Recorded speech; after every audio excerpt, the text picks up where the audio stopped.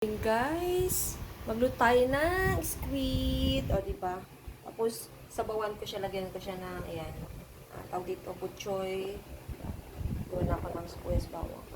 Ayan, nagkakape ako habang nagluluto. Then yung tinapay natin binili natin. Start na tayo maggisa, guys. Guys, luto na yung ating squid, o diba? Tapos nilagyan ko ng butchoy, ginisa ko lang yun, guys. Ulam na yan! Tapos nagluluto pa lang ating kanin. Tapos kape ko. Diba? Yummy. Okay guys, nakabase na po tayo. Papasok na naman tayo, diba? Sana hindi na naman umulan. Umulan kagabi. Sobrang lakas ng ulan. So, tara na guys. Para hindi tayo malate. The king is right there. He cleaning and cooking his food. There you go. What's up, baby?